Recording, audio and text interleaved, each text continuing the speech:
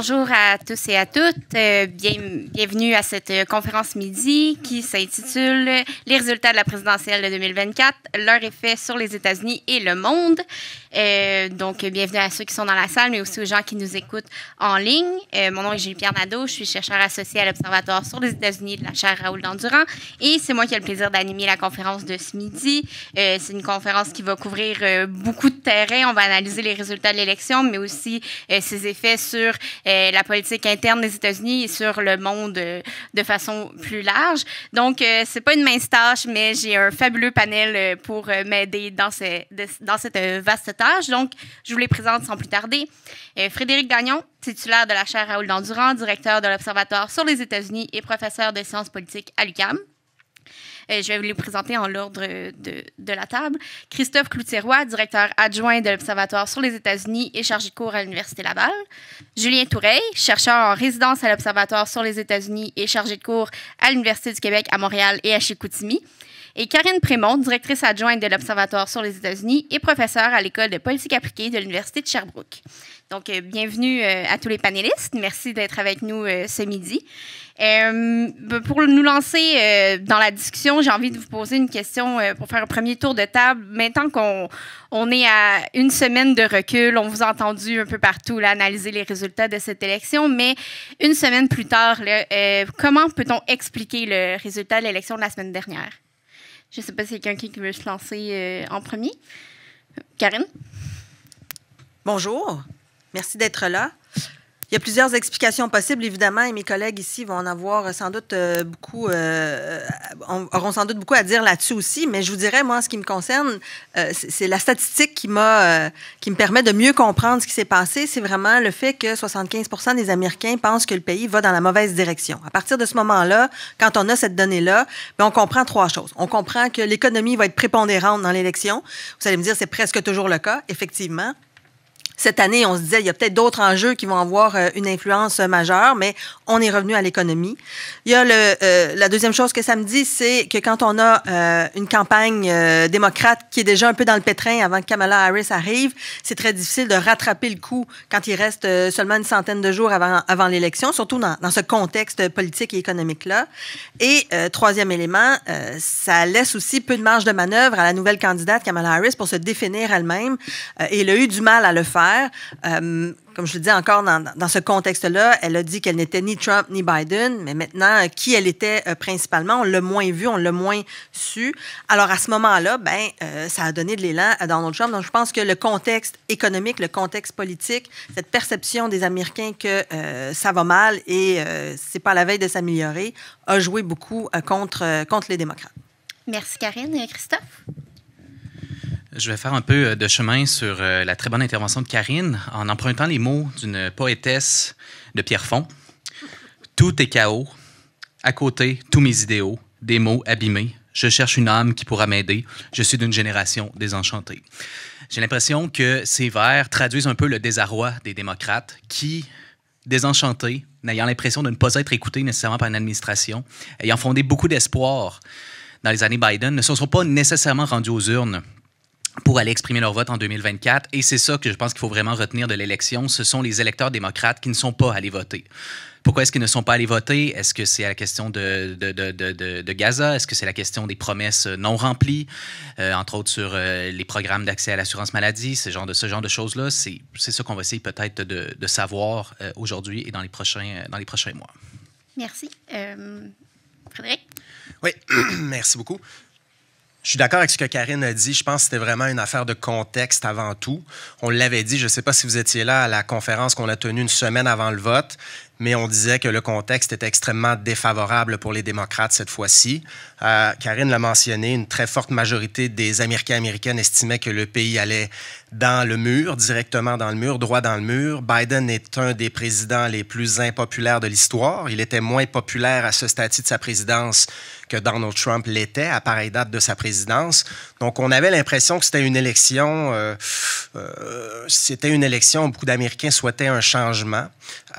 Kamala Harris a essayé d'incarner ce changement-là. Je pense qu'il y a des données de sondage qui démontraient que si elle avait eu un petit peu plus de temps pour mener cette campagne-là, elle en aurait convaincu encore davantage qu'elle pouvait incarner ce changement-là.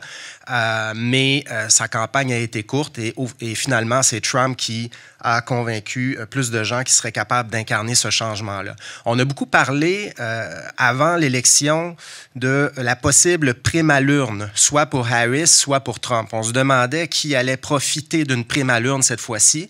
Et il y a des gens qui disaient c'est possible que ce soit Harris qui profite d'une prime à l'urne, notamment en raison du dossier de l'avortement, en raison aussi de l'enthousiasme qu'on voyait du côté démocrate depuis son arrivée en scène, après le départ de Biden. Mais finalement, ce qu'on constate, c'est que c'est Trump qui a eu une prime à l'urne ce soir-là. C'est une victoire nette, claire. Il y a une carte du New York Times que vous pouvez regarder qui illustre disons, les gains de Trump cette fois-ci par rapport à 2020. C'est colossal, c'est partout au pays. C'est également dans les comtés ruraux, dans les banlieues, dans les villes. Et si vous regardez les sondages menés aux sorties des urnes, vous voyez que Trump a fait des gains pratiquement auprès de tous les types d'électeurs, toutes les catégories d'électeurs possibles, mis à part peut-être les électrices blanches. Mais bon, si on regarde auprès des femmes, finalement, on disait Harris va être capable d'aller chercher le vote des femmes, notamment sur la question de l'avortement. En fait, elle a gagné auprès des électrices, mais seulement par 8 %, alors que Biden avait gagné par 15 %. Trump a fait des gains auprès des hommes, auprès des Afro-Américains, auprès des électeurs latino-américains, c'est colossal. Biden avait gagné le vote latino-américain par 33 % en 2020. Cette fois-ci, il semble que Harris l'ait seulement gagné par 6 %. Donc, des percées extrêmement importantes de Trump auprès de ses électeurs. Les modérés, les électeurs modérés, on sait qu'Harris a essayé d'aller les chercher avec une Liz Cheney dans le décor, des républicains dans le décor durant sa campagne, des républicains plus modérés. Mais finalement, elle a gagné le vote des modérés, mais seulement par 17 %, alors qu'en 2020, Biden l'avait gagné par 30 %. Les 18 à 29 ans, Harris a gagné ce vote par 11 % alors que Biden l'avait gagné par 24 %. Les gens qui ont voté pour la première fois, Biden avait gagné ce vote par 32 % en 2020. Kamala Harris l'a perdu par 13 % cette fois-ci. Donc, c'est une victoire claire, nette. C'est un gain colossal pour Trump. Il est le premier candidat républicain à gagner, en plus du collège électoral, le vote populaire. Le premier depuis 2004, donc en 20 ans. C'est une victoire nette et je pense que je suis entièrement d'accord avec Karine. En fait, c'est vraiment une affaire de contexte. Et comme en 2020, beaucoup souhaitaient un changement en raison de la pandémie et du travail de Trump là-dessus, ce qui a aidé Biden, bien, cette fois-ci, c'est l'administration au pouvoir qui paie le prix du bilan que les gens ont devant les yeux. Puis sur l'économie et l'immigration notamment, on voit que Biden était très, très impopulaire. Je vais m'arrêter là-dessus. Je sais qu'on évoquera d'autres facteurs qui semblent importants pour expliquer cette victoire républicaine.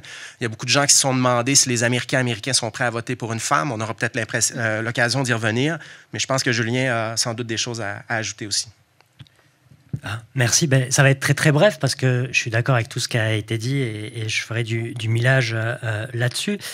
J'insisterai peut-être simplement sur, Fred vient de l'évoquer, l'échec de la stratégie démocrate de miser sur des enjeux qu'on imaginait mobilisateurs, la question de l'avortement, la question de la menace à la démocratie.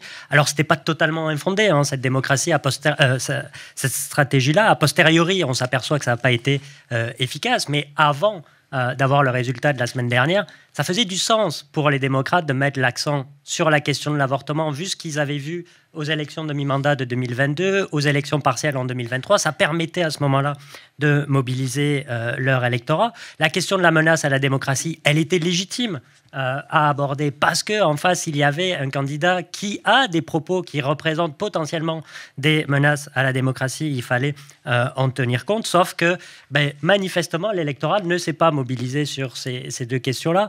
Moi, à ce titre-là, il y a deux données qui m'ont frappé. Sur la question de l'avortement, au Nevada et en Arizona, ce sujet était sur les bulletins, hein, si ma mémoire est bonne.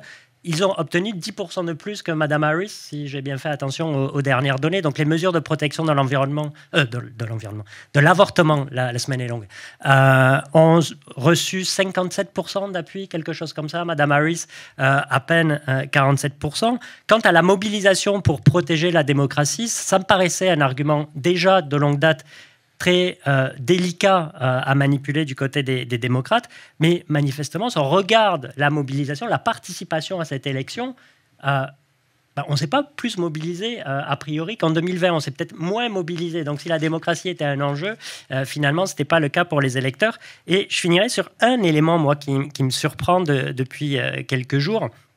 C'est vrai que l'électorat démocrate s'est moins mobilisé, à peu près 10 millions de moins qu'en 2020 à l'heure actuelle. Trump a fait de son côté des gains très marginaux au suffrage populaire. Pour l'instant, il ne fait même pas 1 million de voix de plus au suffrage populaire. Ça devrait continuer à avancer. Et moi, la question qui m'intrigue, et peut-être mes collègues auront une réponse à ça, mais ça m'intrigue depuis quelques jours, comment se fait-il que Trump ait fait autant de gains, et c'est manifeste, dans toutes les catégories ou presque de l'électorat, mais ça se traduit relativement peu aux urnes. Donc peut-être, et là c'est un petit bémol à la victoire éclatante de Trump, peut-être y a-t-il eu un petit peu moins de mobilisation chez l'électorat, peut-être plus républicain, traditionnel, que ce à quoi il aurait pu s'attendre, même si évidemment ça reste une victoire incontestable et sans appel.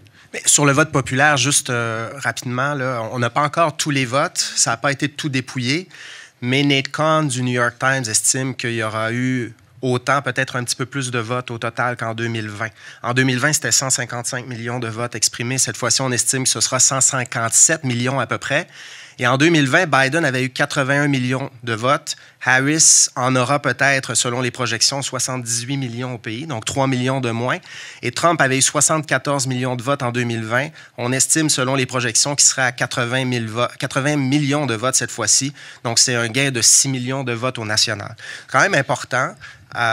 Et les courses ont été souvent plus serrées dans des États qui ne devaient pas être en jeu côté démocrate. Si on regarde dans l'État de New York, Harris l'a gagné par 10 % je pense, ce qui est assez surprenant. Au New Jersey, par 4 % seulement.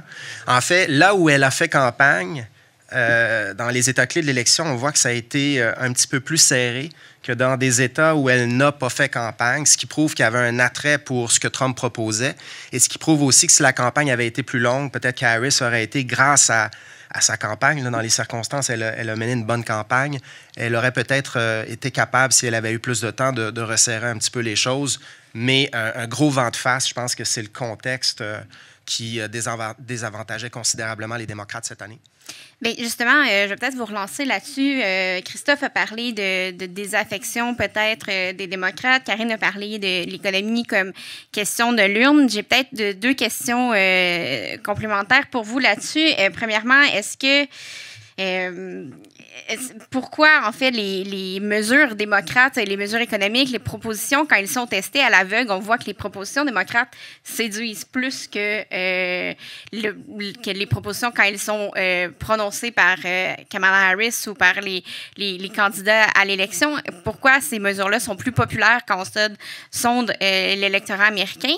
Puis, deuxièmement, sur la désaffection, est-ce que cette idée, on voit le camp républicain s'est vraiment rallié derrière Donald Trump. Est-ce que chez les démocrates, on attend trop le candidat ou la candidate parfaite, le candidat parfait? Est-ce que c'est plus difficile du côté démocrate de se dire on va se rallier derrière quelqu'un pour gagner, puis on discutera des nuances entre nous par la suite?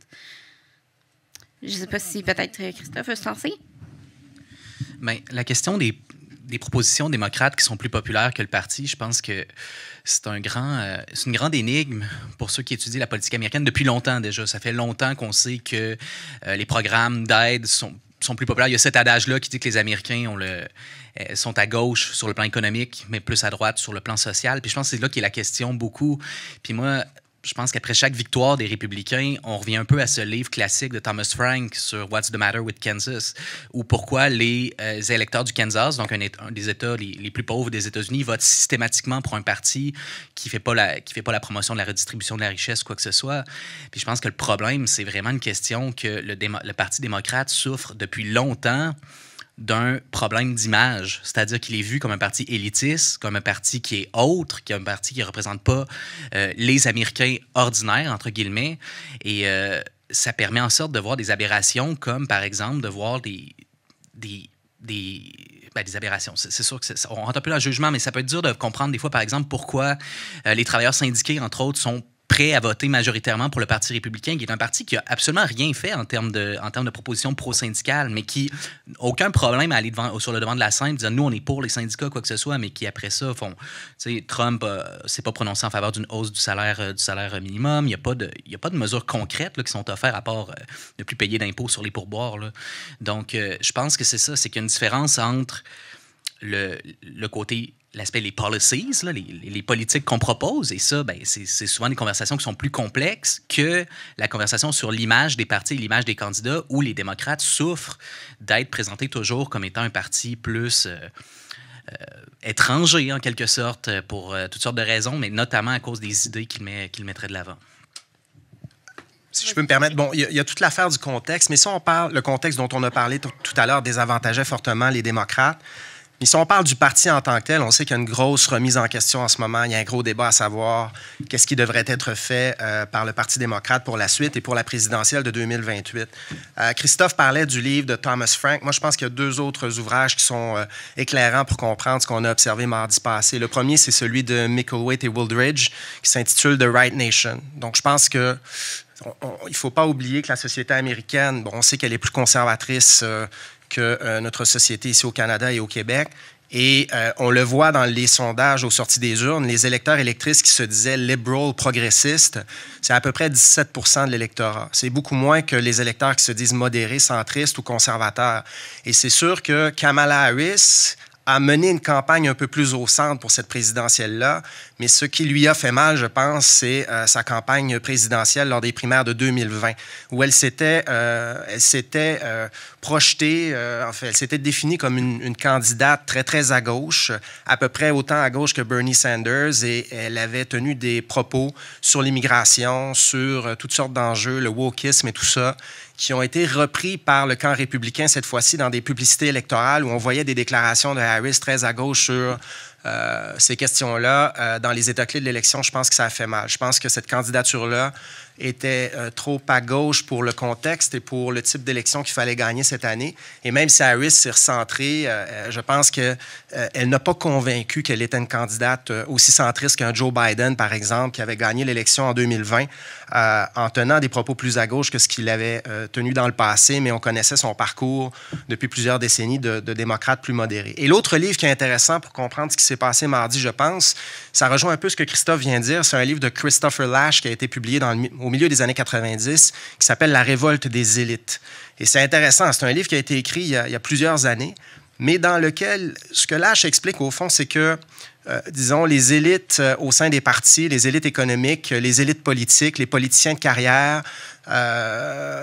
sont venus à perdre le contact avec monsieur, madame, tout le monde, avec le peuple, avec les électeurs de la classe ouvrière notamment. Et c'est pas la classe ouvrière qui s'est révoltée contre les élites, ce sont plutôt les élites qui souvent sont des gens qui sont issus peut-être de communautés de la classe ouvrière. On peut penser à J.D. Vance, qui est exactement ce profil-là. Mais ce sont des gens qui ont quitté ces milieux-là, qui sont allés dans les meilleures universités, qui sont bien incrustés dans les structures de pouvoir économique, politique, médiatique, et qui en sont venus à perdre le contact totalement avec les gens de la classe ouvrière et tout ça. Et je pense que Joe Biden a gagné l'élection de 2020. En passant, il l'a gagné de peu, l'élection de 2020. Ça avait été extrêmement serré à ce moment-là, dans un contexte qui favorisait considérablement le Parti démocrate. Cette fois-ci, le contexte est très défavorable au Parti démocrate, mais je pense que le parti n'a pas été en mesure de convaincre des électeurs en difficulté sur le plan économique, dans les états clés de l'élection, dans des milieux où on veut de bons emplois, qu'ils étaient une formation politique d'avenir sur les questions économiques. Et là, Bernie Sanders, après l'élection, dit quoi? Dit exactement ça. Je ne suis pas toujours d'accord avec Bernie Sanders, puis je ne pense pas que ce qu'il propose sur le plan idéologique est la solution pour la prochaine présidentielle, mais il a mis le doigt sur une chose qu'il répète depuis longtemps, c'est que le Parti démocrate a perdu l'appui des gens de la classe ouvrière, des gens de la classe moyenne.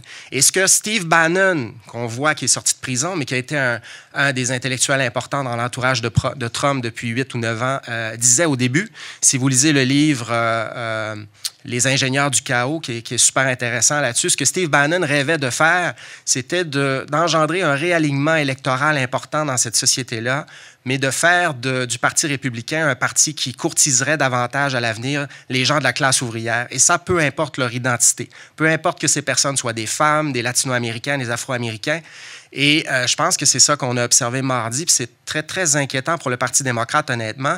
Et ils doivent trouver une solution pour défaire ça pour la prochaine élection. Je termine sur un truc qui peut paraître anecdotique, mais qui illustre, je pense, cette déconnexion des élites du Parti démocrate avec le vrai monde, si je peux m'exprimer ainsi. Christophe Cloutier-Roy et moi avons fait beaucoup d'enquêtes terrain lors des élections américaines de 2014 à aujourd'hui.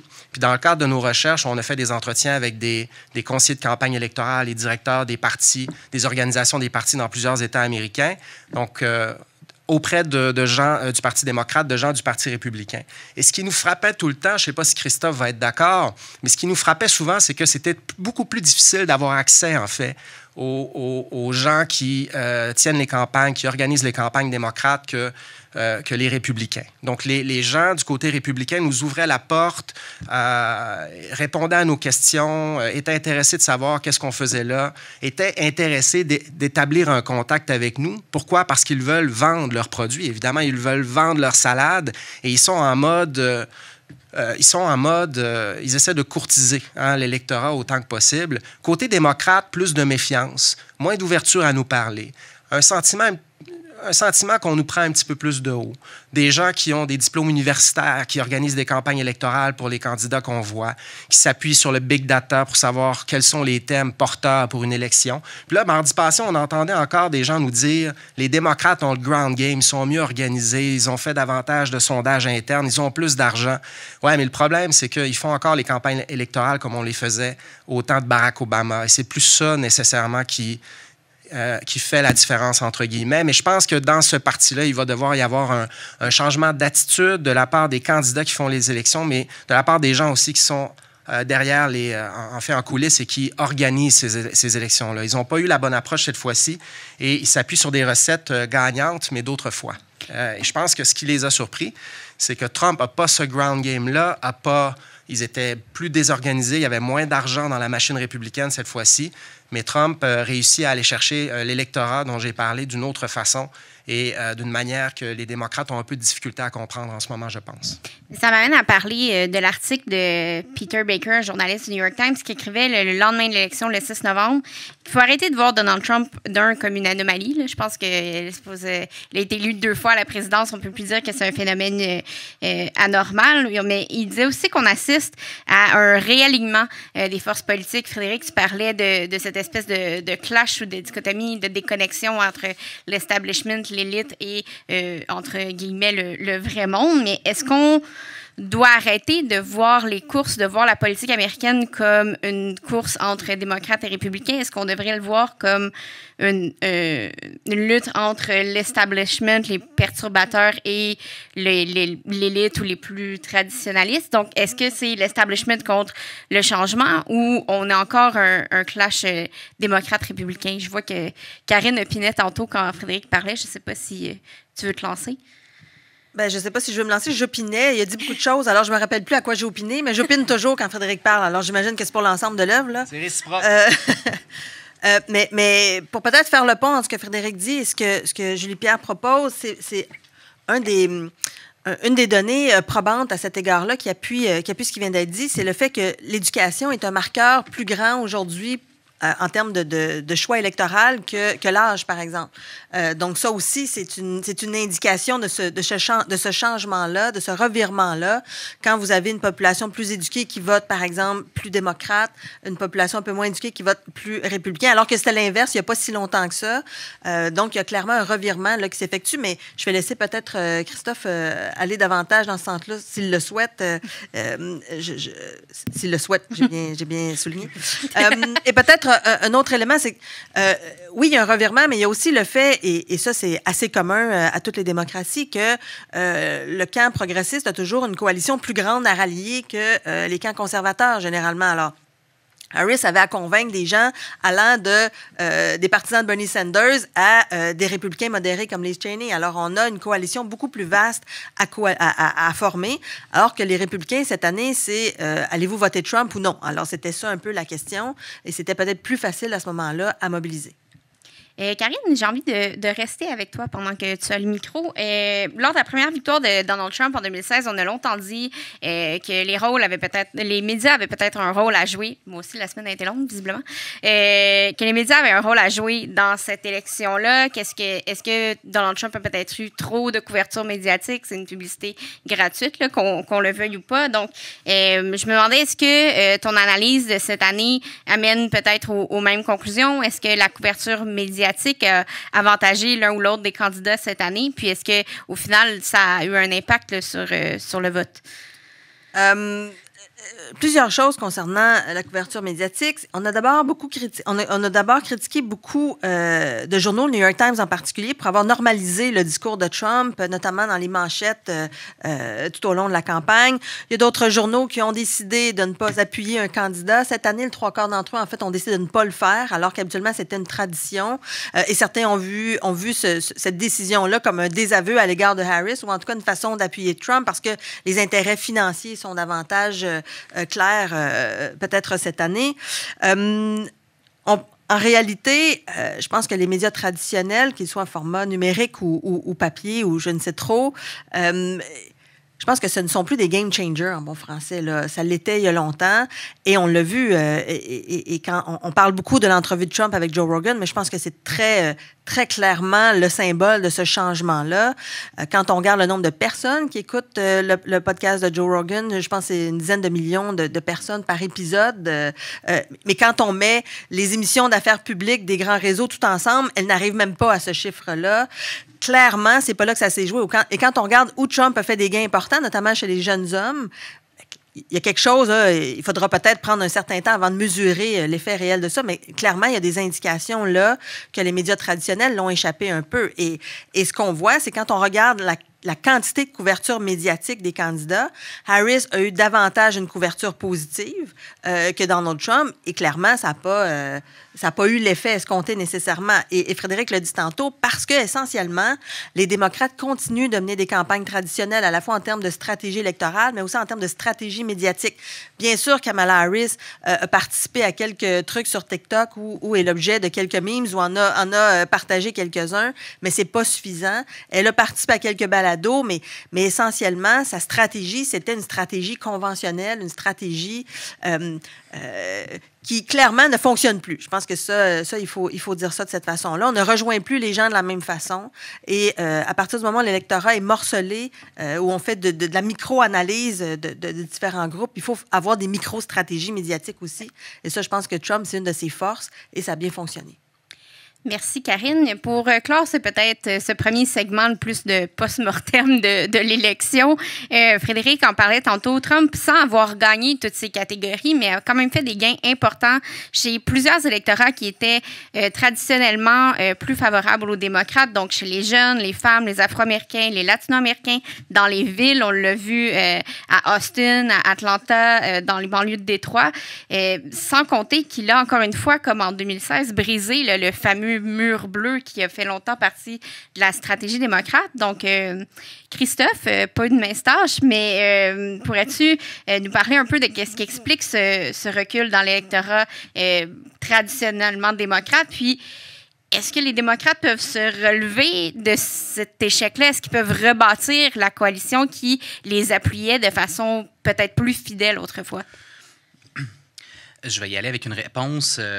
C'est des pistes que j'évoque, mais il faut comprendre évidemment qu'on manque un peu de distance par rapport à ça. Puis évidemment, c'est pas mon rôle ici d'offrir un projet clé en main pour le Parti démocrate, mettons, pour retrouver la pertinence qu'il a pu avoir par le passé.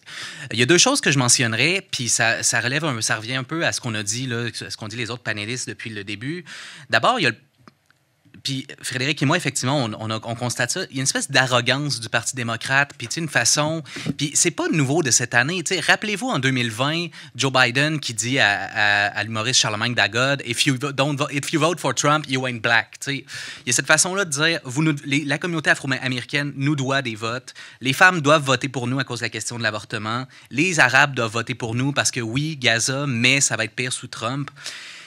Donc, cette façon-là de prendre de haut l'électorat comme ça, souvent, mais ça vient qu'à montrer ses limites, ultimement. Puis, on l'a bien vu, entre autres, le cas de la communauté arabe au Michigan est assez parlant là-dessus. Je ne sais pas si vous avez vu, mais à Dearborn, la ville qui a la plus haute proportion d'Arabes aux États-Unis, donc en banlieue de Détroit.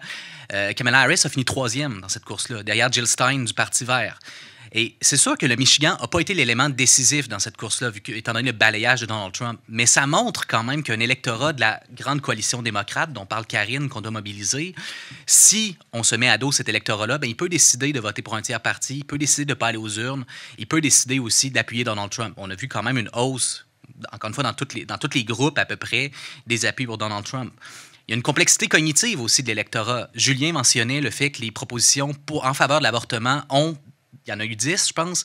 Je pense que les 10 d'entre elles, dans les États où elles étaient, ont eu un meilleur résultat que Harris, et souvent de manière très significative. Là, Julien parlait d'écart de 10 % à peu près.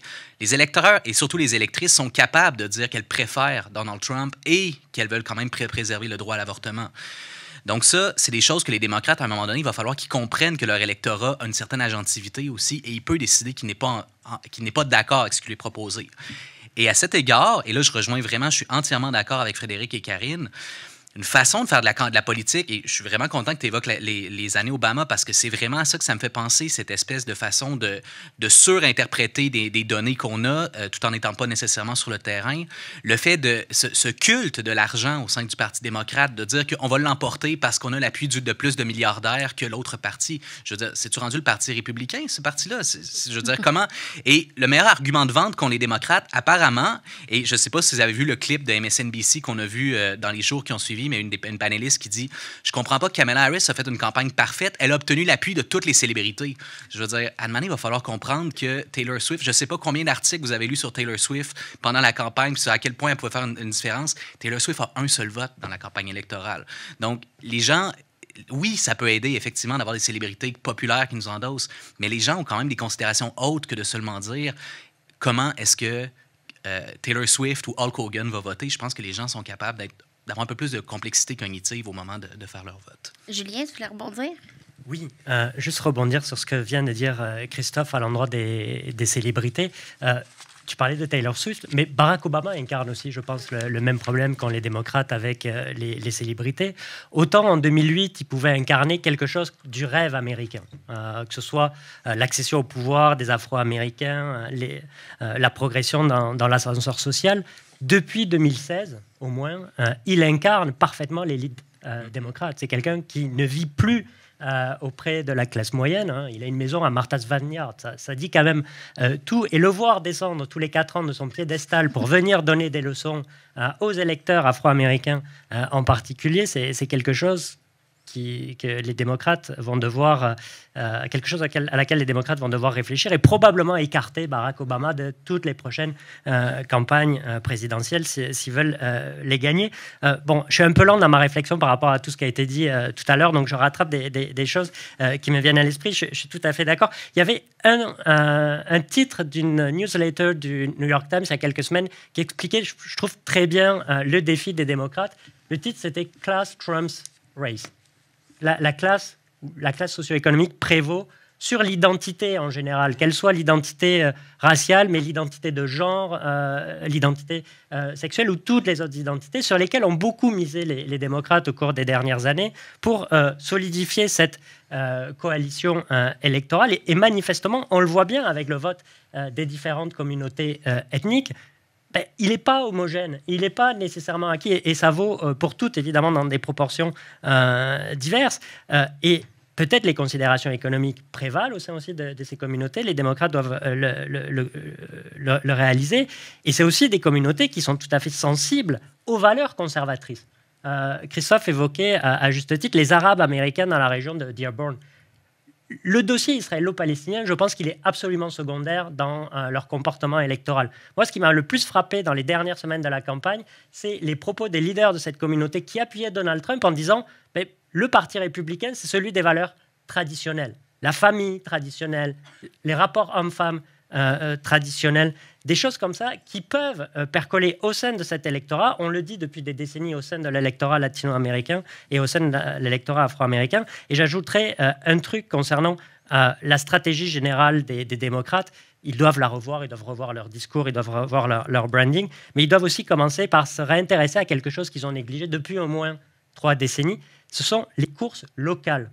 Les républicains ont investi depuis des décennies les sphères politiques locales qui ne sont pas glamour, qui ne sont pas terribles, où il n'y a pas beaucoup de participation, mais ils peuvent construire leur programme, leur assise. Et je finirai en évoquant simplement une statistique. Il y avait des élections locales cette année, il y en avait à peine la moitié qui étaient compétitives, c'est-à-dire où il y avait 2 candidats. Et dans l'immense majorité des cas, il y avait un seul candidat qui était républicain.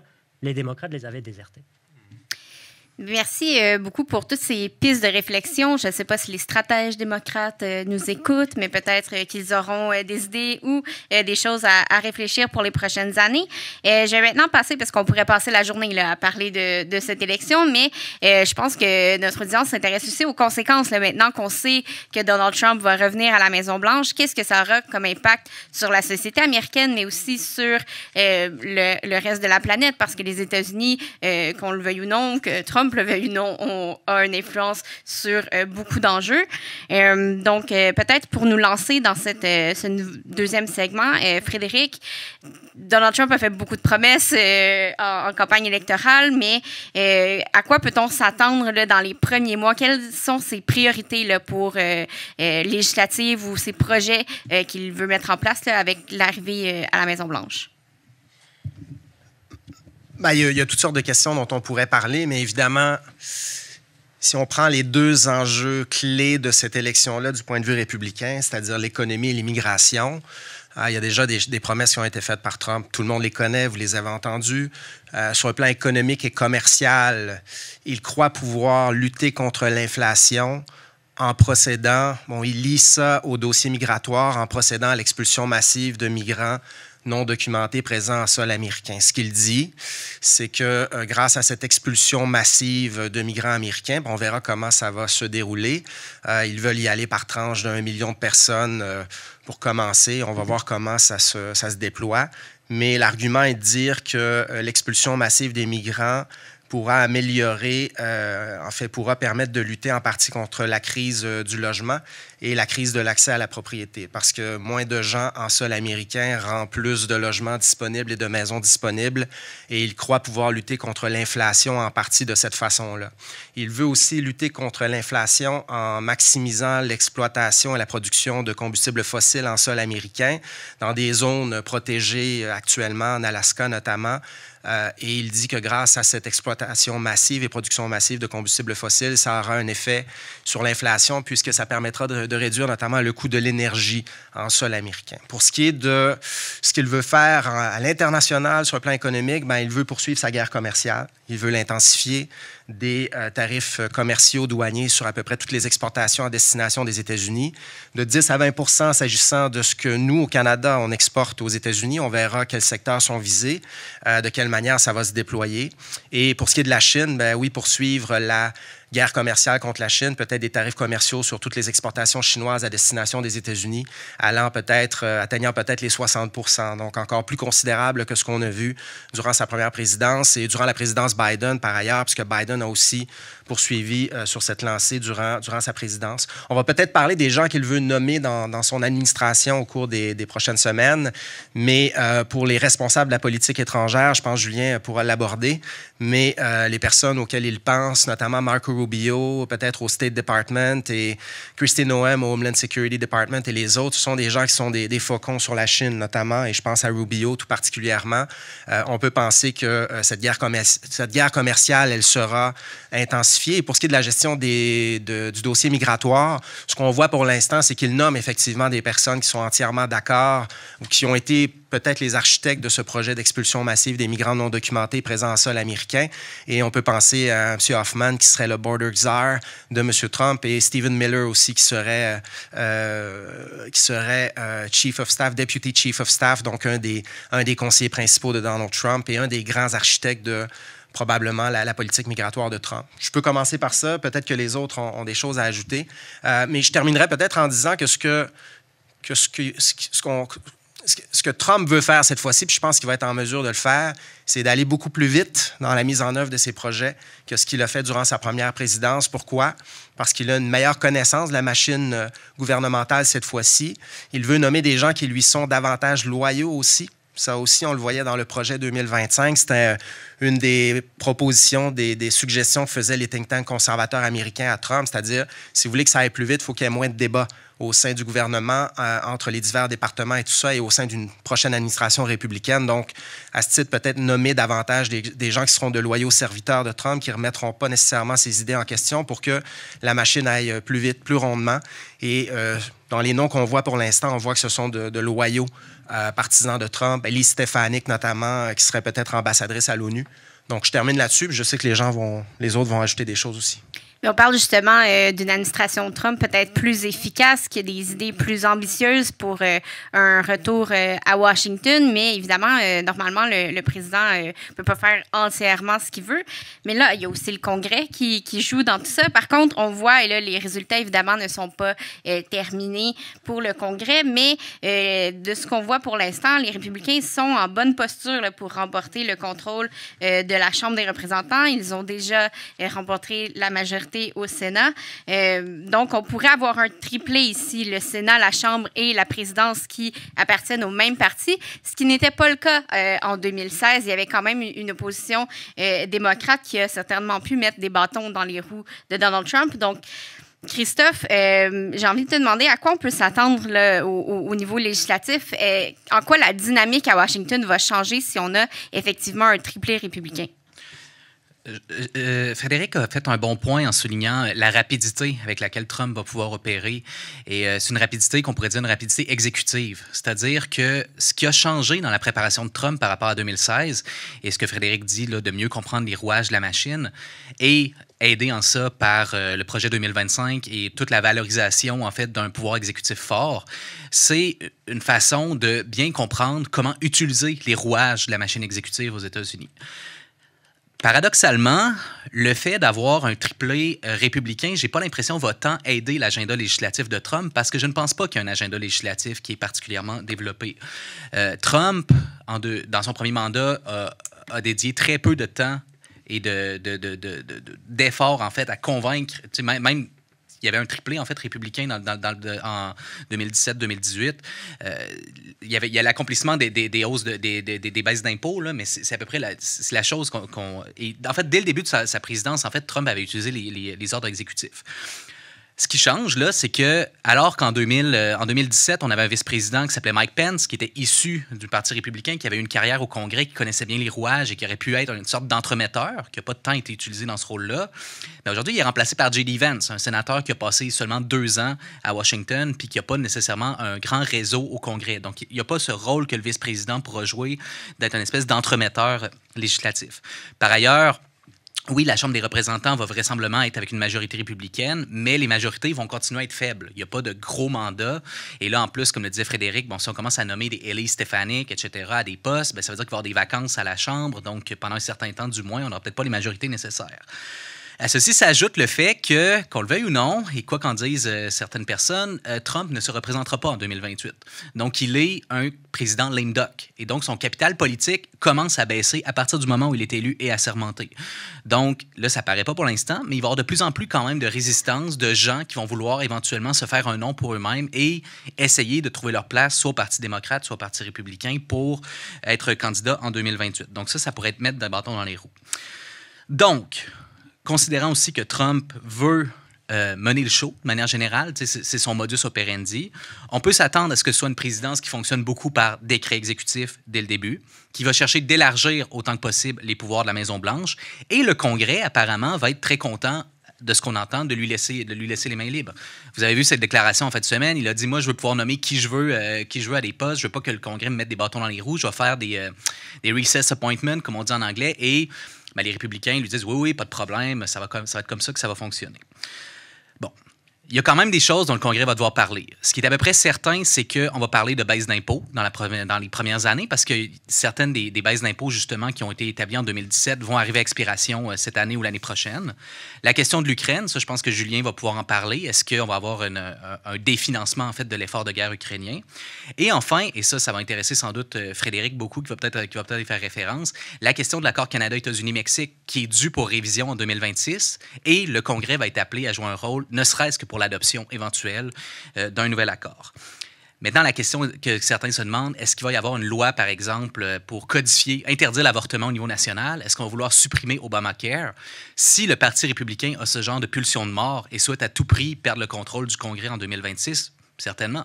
Mais je ne pense pas que c'est vers ça qu'on se dirige. J'ai l'impression qu'on va être un peu plus prudent, qu'on va être sûr de maintenir ces majorités qui sont très faibles. Et je terminerai juste en disant que la question que je me pose, c'est quel est l'avenir du filibuster au Sénat? C'est sûr qu'avec une majorité de 53 sièges, c'est peut-être moins un enjeu, la majorité est moins faible qu'à 50 ou 51. Mais si jamais il y a quelque chose qu'on veut à tout prix faire avancer du côté du Sénat et qu'on n'a pas les fameux 60 votes requis pour faire avancer telle mesure, comme en s'appuyant sur les précédents qu'on a eu d'utiliser l'option nucléaire, donc abolir le filibuster pour la nomination des juges, notamment à la Cour suprême, peut-être que la tentation va être forte pour le prochain leader républicain du Sénat, que ce soit John Cornyn, John Thune ou Rick Scott, de dire, ben tout simplement, on va abolir le filibuster et une majorité simple va suffire. Et ça va changer radicalement le calendrier législatif aux États-Unis pour les années à venir. Je ne dis pas que ça va se passer, mais c'est quelque chose que je vais être curieux de voir si ça va revenir sur le devant de la scène dans les prochaines années. Merci, Christophe. Tu as évoqué, Frédéric aussi a évoqué certains enjeux de politique étrangère. Donc, je vais me tourner vers Julien. Donald Trump a eu des idées ambitieuses en politique interne, mais aussi fait des déclarations assez frappantes en politique étrangère. Il a dit notamment qu'il pouvait régler le conflit en Ukraine en 24 heures. Il a continué, comme Frédéric l'a évoqué, de parler de façon assez agressive là, contre la Chine. Donc, on sent qu'il y aurait une pression de ce côté-là. Mais globalement, quels sont les enjeux prioritaires pour Donald Trump sur la scène internationale? Et en fait, est-ce que la politique étrangère est vraiment une priorité pour cette administration-là? Ouais, excellente question. Alors, je vais peut-être pas répondre précisément à est-ce que c'est une priorité pour l'administration Trump, cette politique étrangère. Je vais essayer de plutôt voir un peu quel est le comportement auquel on peut s'attendre sur les principaux dossiers qu'on a, nous, à l'esprit, lorsqu'on regarde la politique étrangère américaine. Certains ont déjà été évoqués. Et je commencerai par dire qu'on l'a vu lors du premier mandat, Trump, en politique étrangère, comme peut-être largement en politique intérieure, il est imprévisible. Donc, c'est très difficile, quelques semaines avant qu'il arrive effectivement en poste, de précisément anticiper ou de dire de façon très définitive qu'est-ce qu'il va faire. Et ce, sur la plupart des dossiers qui nous préoccupent en politique étrangère. La deuxième chose que je dirais, c'est que je ne m'attends pas finalement à des changements si radicaux que ça. Même par rapport à ce qu'on voyait avec l'administration Biden. Et si vous voulez, je ferai assez rapidement un premier tour des principaux dossiers, à commencer par le Moyen-Orient. Peut-on vraiment s'attendre à ce que Donald Trump change fondamentalement la dynamique du conflit israélo-palestinien? Donald Trump qui a quand même dit à Benjamin Netanyahou qu'il devrait essayer de régler la situation avant son entrée en poste. Oui, je ne pense pas que Netanyahou ait attendu le feu vert de Donald Trump pour régler à sa façon la question palestinienne. Il le fait depuis le 8 octobre 2023 tout seul, de façon tout à fait efficace, dans sa perspective, évidemment, à lui. Probablement que Donald Trump serait soulagé que le 20 janvier prochain, on oublie le conflit israélo-palestinien. De toute façon, à toute fin pratique, il est déjà oublié, ce conflit israélo-palestinien. Le seul changement qu'on aurait pu anticiper, c'est si Kamala Harris avait été utilisée, avait été élue, pardon, peut-être que Joe Biden aurait saisi l'opportunité pour essayer de ramener les États-Unis à leur rôle d'honnête courtier et d'imposer, d'une façon ou d'une autre, une discussion sur un plan de paix concret. L'idée, donc, dans le conflit israélo-palestinien, qu'on serait plus proche ou plus éloigné d'une solution à deux États, avec Trump, ça ne changera rien. On n'était pas proche et il ne s'en rapprochera pas, même s'il a le goût des grandes négociations. Il y a un sujet au Moyen-Orient, peut-être, qui me titille un petit peu plus, qui pique un petit peu plus ma curiosité que le conflit israélo-palestinien, c'est la question iranienne. Alors, ce n'est pas très, très original, mais je suis curieux de voir comment Trump et peut-être son fils, Don Jr., vont intégrer l'annonce faite il y a quelques jours par l'administration Biden que l'Iran a manifestement tenté d'attenter à la vie de papa pendant la campagne. Est-ce que ça va inciter Trump à appuyer une opération militaire de grande envergure, par exemple de changement de régime, contre Téhéran? et ainsi aller peut-être dans le sens de ce que pourrait espérer Benjamin Netanyahou. Ça, c'est quelque chose sur lequel je pense qu'il y a une certaine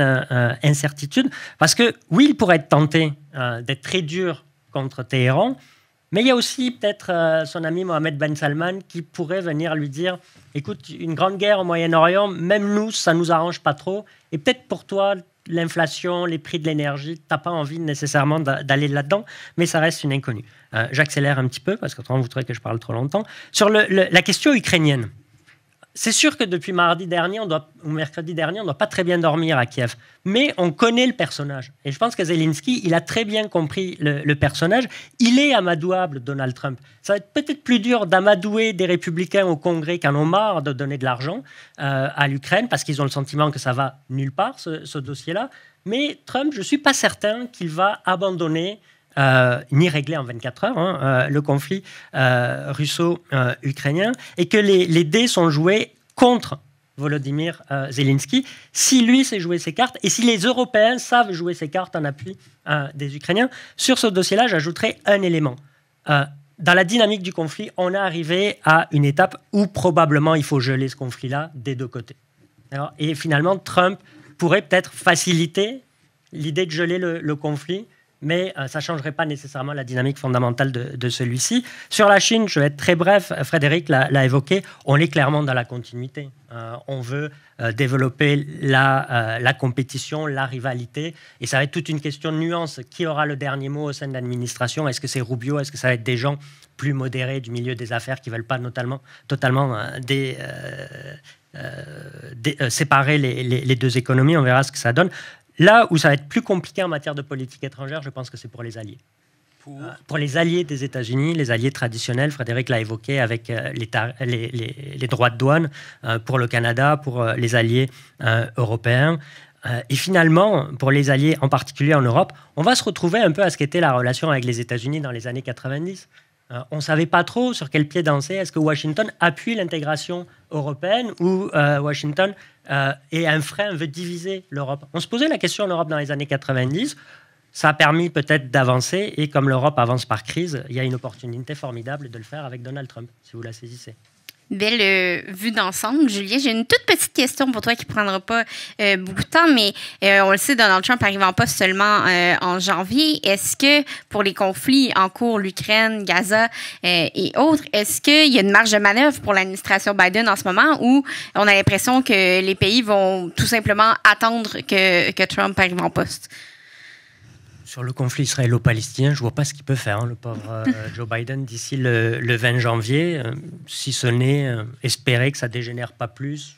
Mais bon, c'est sous cloche finalement depuis quelques mois, donc il ne devrait pas y avoir de soucis. Sur l'Ukraine, on sait que l'administration Biden veut accélérer la livraison d'armes, veut s'assurer que le 60 milliards qui avait été voté un petit peu plus tôt cette année soit concrètement entre les mains des Ukrainiens, pour qu'ils puissent au moins établir un rapport de force jusque quelque part au milieu de l'année 2025.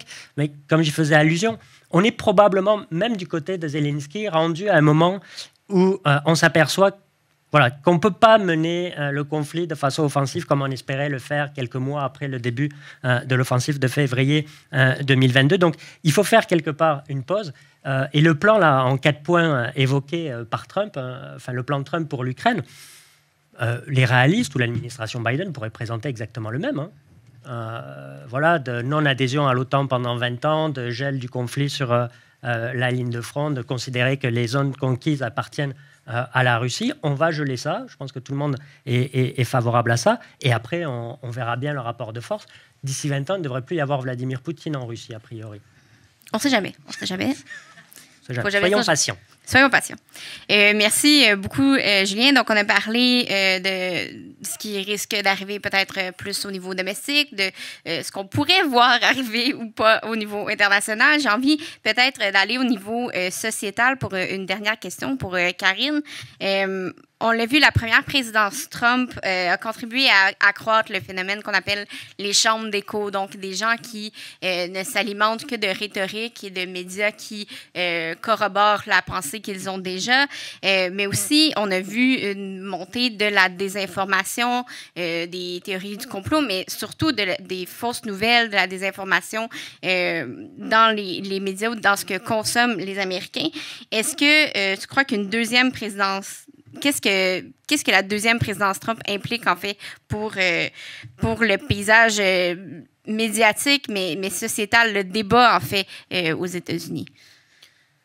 C'est une vaste question. Je sais. Je vais essayer d'y répondre brièvement. D'abord, rappelons les éléments de base, c'est-à-dire que les médias sont de moins en moins à même d'expliquer les divisions profondes de la société américaine. En tout cas, les gens leur font beaucoup moins confiance pour le faire. On parle d'une dégringolade envers la confiance dans les médias aux États-Unis. Il y avait plus de 70 % de la population qui faisait confiance aux médias dans les années 70. Aujourd'hui, on parle de 25-30 % à peu près. Il n'y a plus de figures médiatiques rassembleuses comme Walter Cronkite, par exemple, aujourd'hui, vers lequel les Américains se tournent pour comprendre des phénomènes en se disant « je peux faire confiance à ce que cette personne-là me dit ». D'autre part, les résultats, ou en tout cas la politique américaine depuis quelques années nous démontre que les faits importent peu devant le ressenti des gens.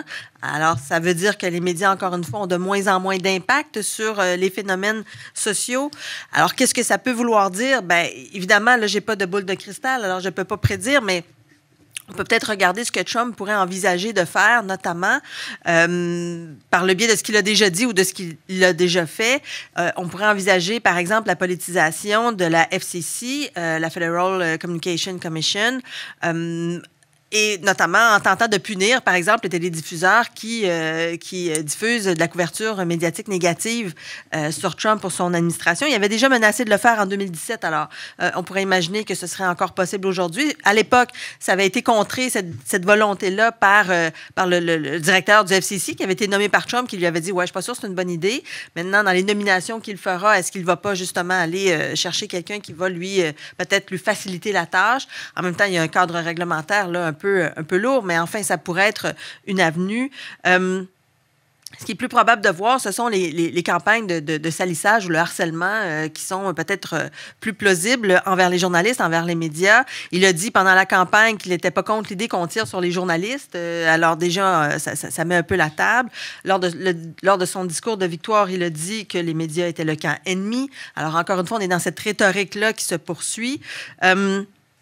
Il a intenté une poursuite judiciaire contre CBS aussi à la suite de l'entrevue avec Kamala Harris parce qu'il soutient que cette entrevue-là a été manipulée pour mieux faire paraître la candidate et donc que c'est une ingérence indue des médias dans la campagne électorale. Alors, c'est ce genre d'action-là qui risque peut-être de se produire davantage.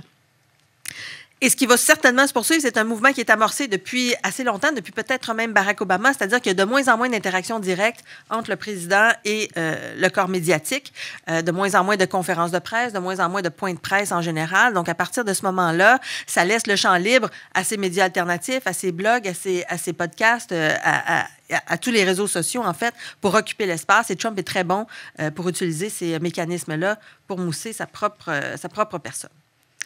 On n'a certainement pas fini de voir Donald Trump dans les médias. On en a pour au moins 4 ans. Mais c'est ce qui clôt la portion table ronde, en fait, de cette conférence. Donc, je veux d'abord remercier mes panélistes qui ont couvert quand même beaucoup d'enjeux en 1h30. Donc, Frédéric Gagnon, Karine Prémont, Julien Toureille et Christophe Cloutier-Roy. Je veux aussi remercier l'équipe de la chaire Raoul Dandurand pour l'organisation de l'événement. Merci aussi à l'audiovisuel de l'UQAM pour leur appui. Et finalement, je vous remercie à tous et à toutes d'être présents avec nous. Comme je le disais, on aura une autre conférence la semaine prochaine sur l'impact de l'élection américaine, mais plus précisément pour le Canada et le Québec. Donc, je vous invite à vous inscrire si c'est une question qui vous intéresse. C'est encore une fois disponible en ligne et en personne. Et sinon, mais pour nous suivre, pour être au courant des dernières analyses de nos chercheurs, il y a toujours l'infolettre de la chaire et tous les réseaux sociaux, Instagram, Twitter, Facebook. Donc, pour vous tenir informé des prochains événements et de ce que font nos chercheurs, tant au niveau médiatique qu'au niveau de recherche académique. Donc, merci et bonne fin de journée. Et merci à Julie Pierre pour la super animation.